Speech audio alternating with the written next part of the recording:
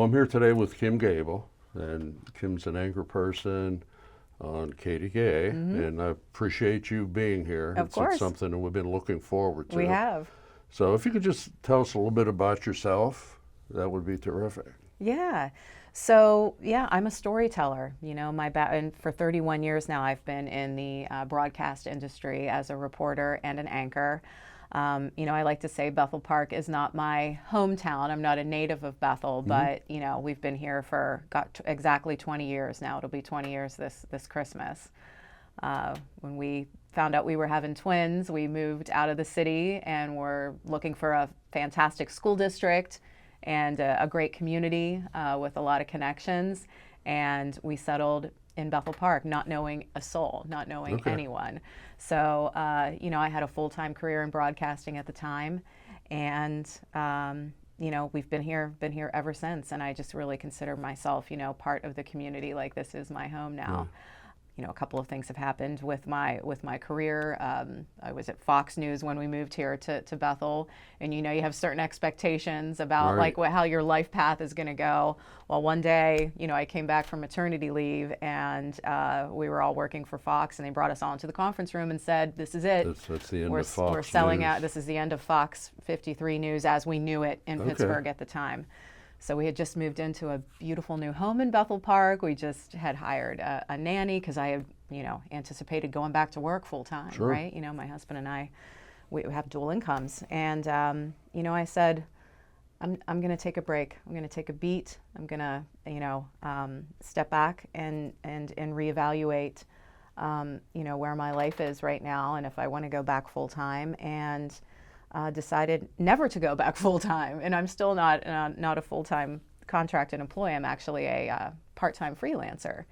So I really love now that I was able. I think that was one of the best things that ever happened to me. So I was able to be in this community and craft my life in such a way that yes, I was still in the broadcast industry. I was still out there telling stories in our communities, but I was able to be with my kiddos, you know.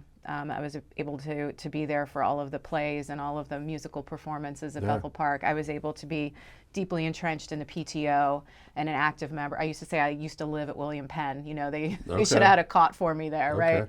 And just that's how I just became really entrenched in this community of parents and you know, PTO moms and cheer dads and people who just really are champions for our community.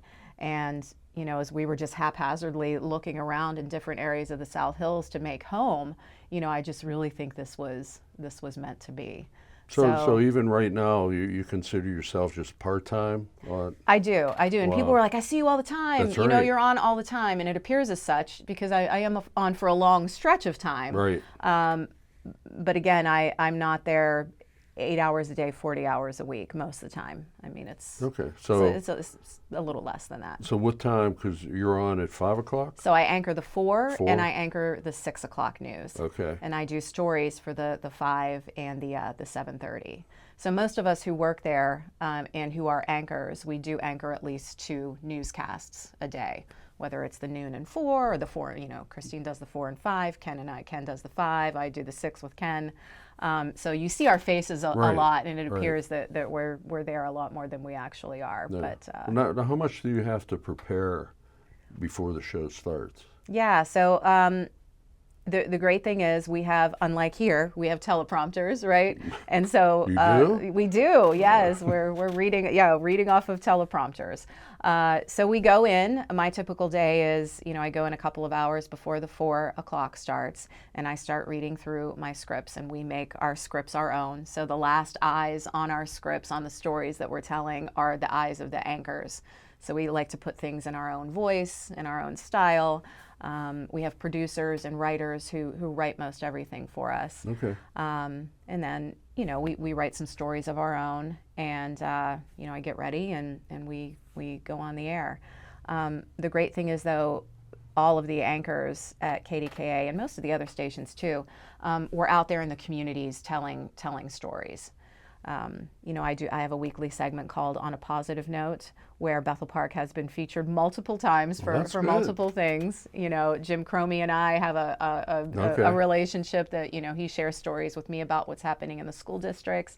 I have a great relationship with the nonprofit organizations here in Bethel who are doing amazing things. So the people with whom I work are aware that I'm in Bethel Park, because Bethel's been getting a lot of positive news as well lately. Well, it's good to be on that end of Yes, it, getting yes. the positive news. So before, was Fox your first job as a reporter? First job in Pittsburgh. Okay. So my hometown is Wheeling, West Virginia, right okay. across the border. Yep. So I was there in my hometown as the main anchor there for about 5 years. And back then, Jack, I mean, it was unheard of in the 90s to make a market jump from Market 137, which was the Wheeling-Steubenville market, to, at the time, Pittsburgh was number 19. So it was quite a novelty and quite an accomplishment to make a jump like that. I like to say I was in the right place at the right time. They were looking for a female anchor, a part-time anchor at Fox, and so that's where I landed that job and that opportunity. Now the industry has changed so much, and markets are changing as well. And now it's pretty typical for somebody from, Altoona or Clarksburg or Johnstown or Wheeling-Steubenville to make that leap as a journalist from that market size to here in Pittsburgh. And I do see that people change all the time. Yes, there's still a some, rotating like Ken market. Rice has been there probably since I moved here 35 years ago. He's been there 35 years, yeah. And then he was at TAE before that. So there's been a lot of jumps from station to station. Right. There's some people who, for this, Pittsburgh is a pass-through market for them. They have bigger aspirations to go on to maybe Chicago, New York, LA, Sure. some of the bigger even Cleveland, which is a larger market. And there are those of us who have made this our home. Pittsburgh is our home. Our families are here. We want our future generations to be here as well, and we're really invested.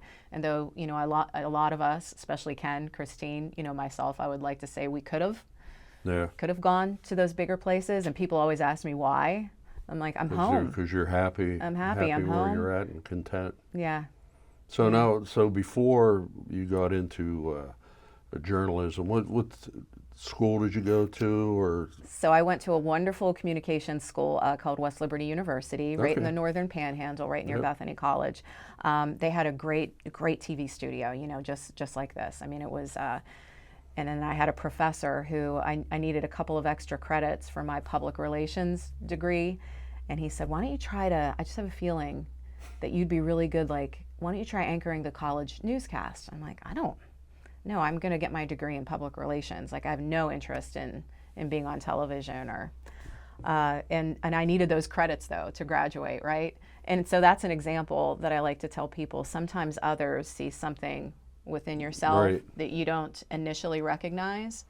So I gave it a shot, and I sat right here behind a desk just like this and looked into the camera. Him or her from the day. And when people interview me, and I've been interviewed for several publications and magazines and on podcasts, and I always have to give him credit because that professor, Chris Lee, saw something in me that I didn't see in myself, and I really do owe him.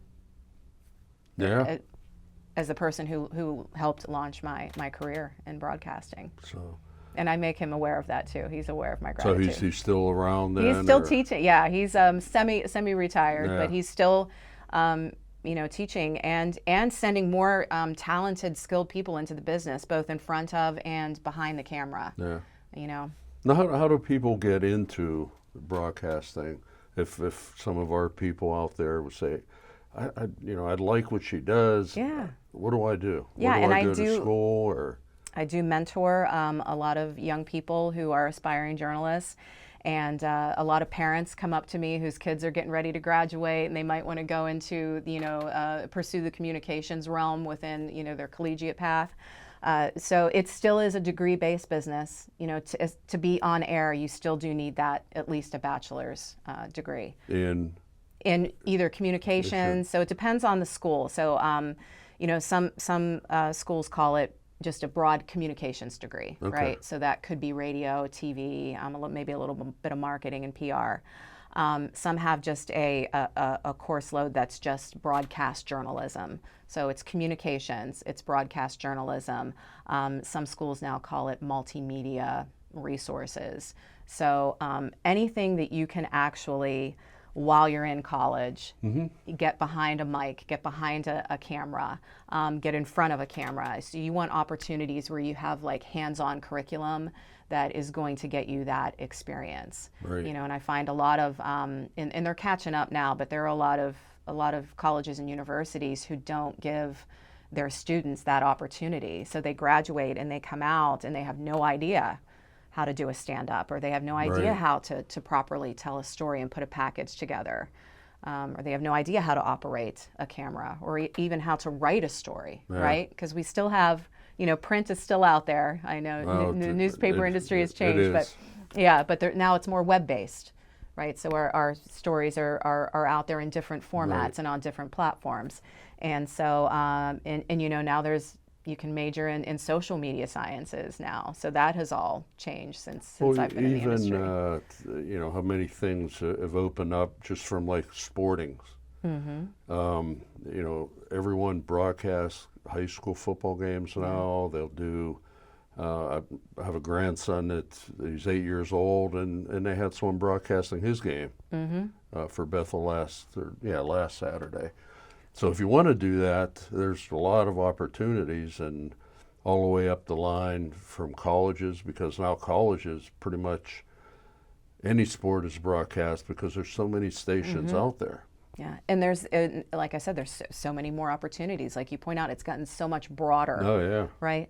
I mean, when I think about just from a television standpoint, when I first started here in Pittsburgh, you know, we were doing the 10 o'clock news on Fox 53. That's it, one newscast a day. When I shifted over to KDK in 2006, they were doing a 5 o'clock, a 6 o'clock, and 11 o'clock, and of course the morning shows. Now we have from the time I get in, a 4, 5, 6, 7:30, 8, 10, and 11.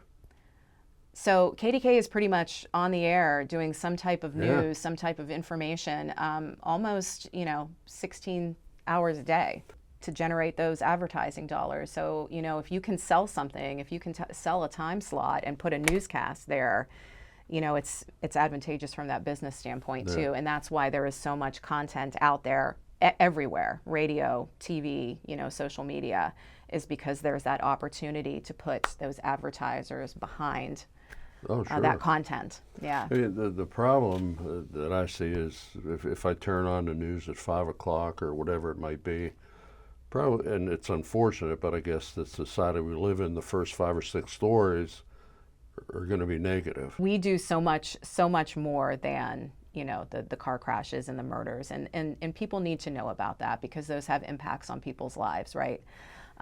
But especially at KDK, and the other stations do this as well. You know, there's the news you need to know, but you know, we go beyond that and do the positive, uplifting stories about the heroes and the movers and shakers in our communities, the organizations that are out there helping, our sports teams. There is a lot of really good, uplifting information and stories out there that I think are really making a difference, and making a difference for those people with whom we're interviewing, maybe making a difference for the organizations that we're connecting with.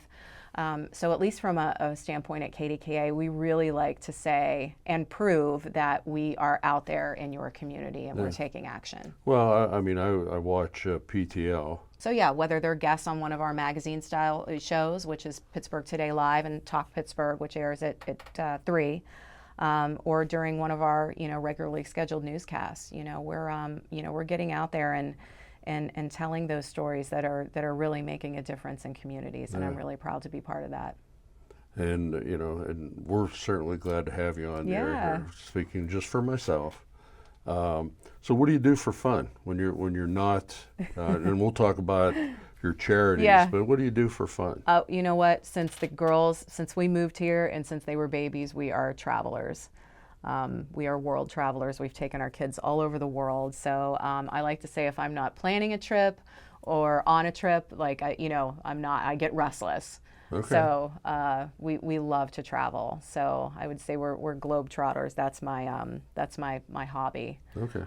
But I love to do it frugally. And you ask anyone who knows me in Bethel, all of my friends know that my frugality is paramount. You know, it's up there. I can challenge anyone to couponing, to layering savings, to I do some pretty cool things to make sure that we can live, you know, the life that we want to live, and also give back. So I like to say our family like lives big and gives big. Okay. And then your daughters went to Bethel Park High School. They you did. mentioned. Recent graduates. I have twins who are as different as night and day. If they walked in here right now, you wouldn't even think they look alike or act really? alike. Yes, they're completely different. Just complete blessings to us. Their time at Bethel Park High School, and in very different ways. They were very opposite, different kids, different social groups, different activities and organizations, same academics, so that's awesome. But their experience there is just something so very special. Yeah.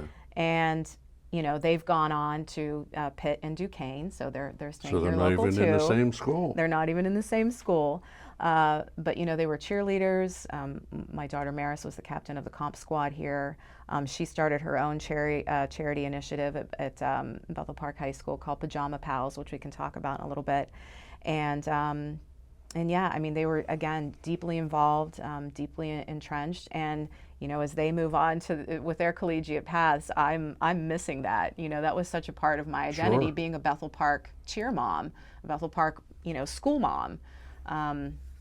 So I'm still struggling with that a little bit, and it's been a year and a half.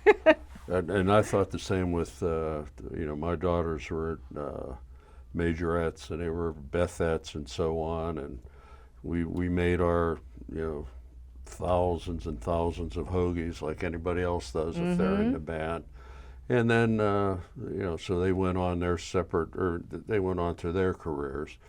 Let's talk a little bit about your charities, because I know you're involved in a lot of different things, and obviously your daughters are going in the same direction you are. Yeah. Just let us tell us a little bit about what they are. And So I, you know, being a reporter, you know, all of these years, I would go out and do stories, and you know, there was a lot of cameramen who wouldn't want to work with me because they'd be like, oh my gosh, we're going out with Kim, like she's going to be like writing checks to people and praying with people. And, you know, because we meet people at the height of their lives, you know, for something very joyful and uplifting or victorious. And then we also meet people, you know, at the lowest points of their lives, having gone through a tragedy or experienced, you know, something, you know, life-changing in a very negative and sorrowful way.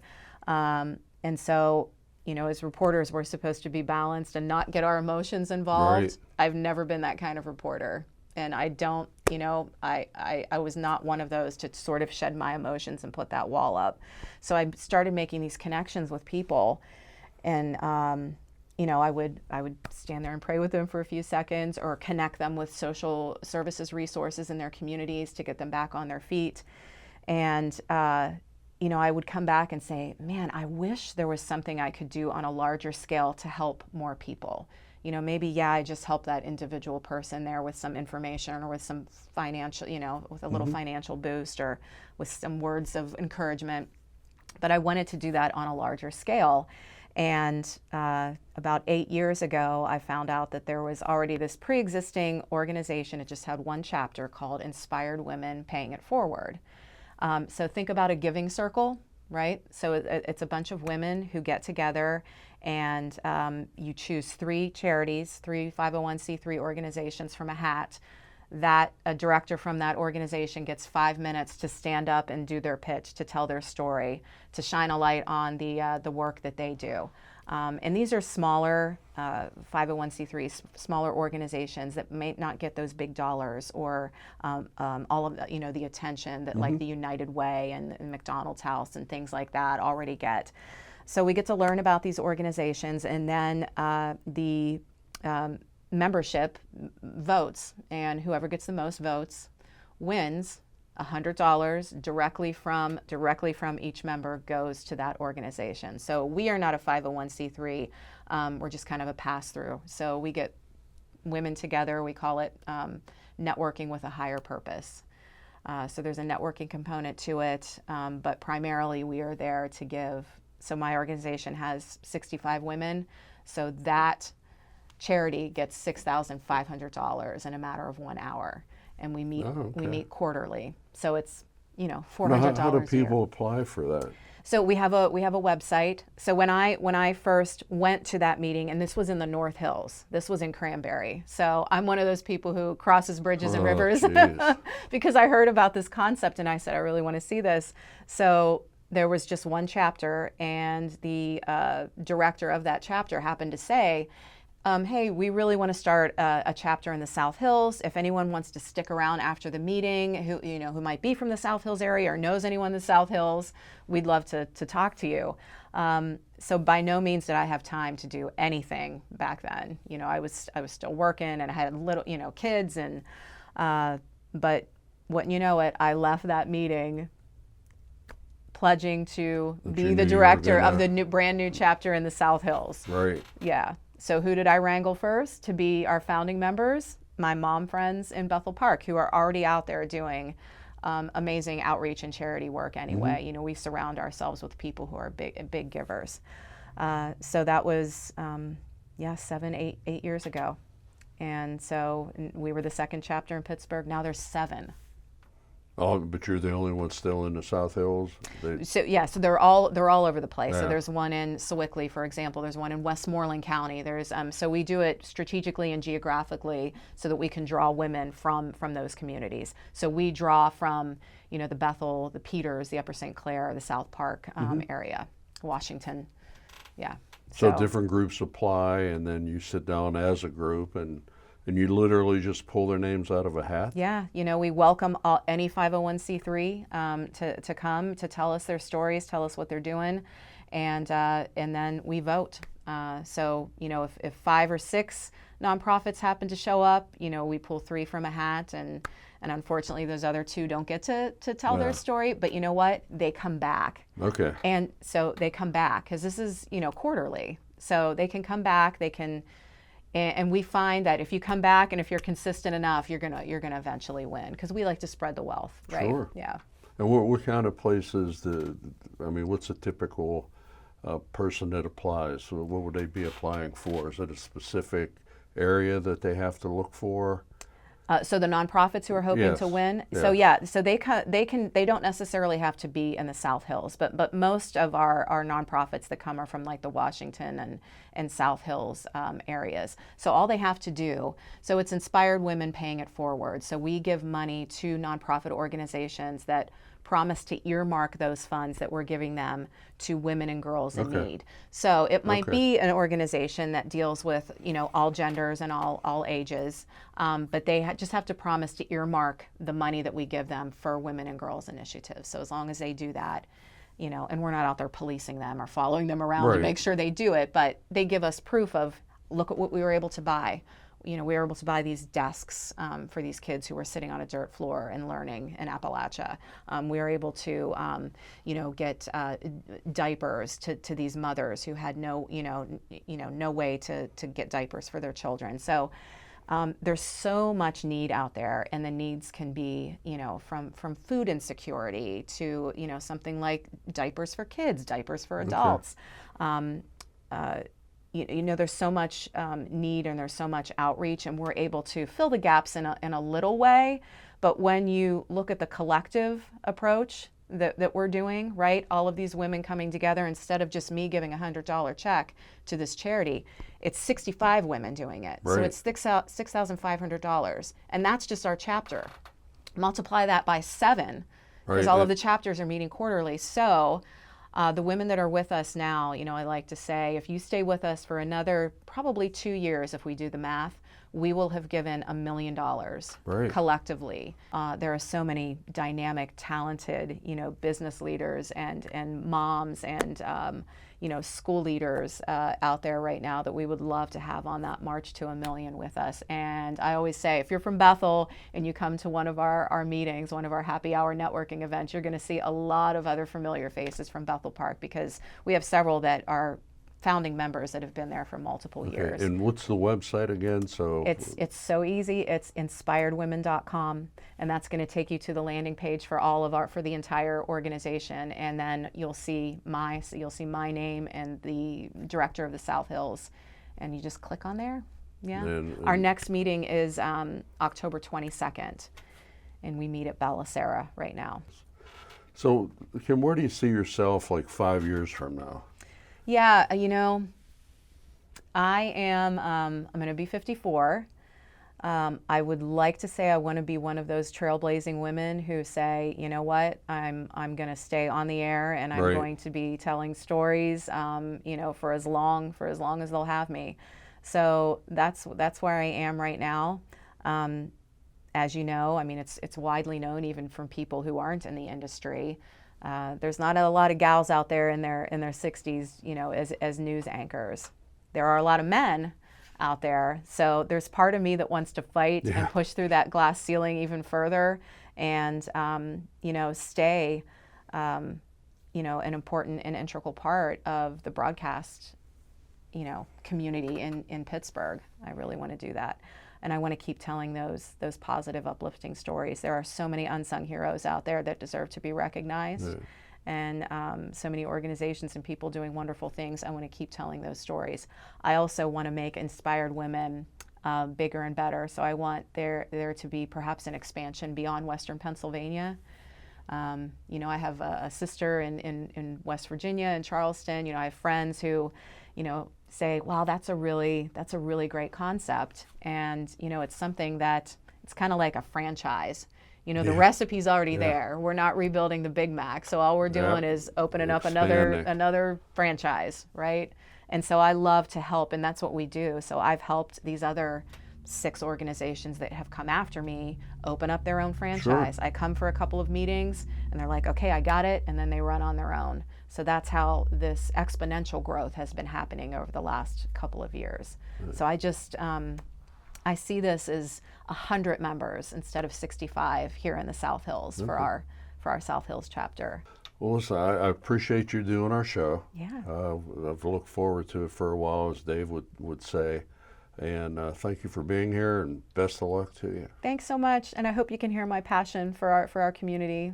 I love absolutely. Bethel. Yeah. Well, you did a voiceover for the real estate people, right? Yes. Yeah. Yeah. So we do that program once a year, and it's like, I know that voice. Yeah. And yes, and I do all of that too. So when what's next? I'm a voiceover artist. I'm a public speaking confidence coach. So yeah, there's lots of multifaceted ways that my future can expand. Oh, great. So, well, thank you very much again. Thank you. Thanks, All right. Mayor.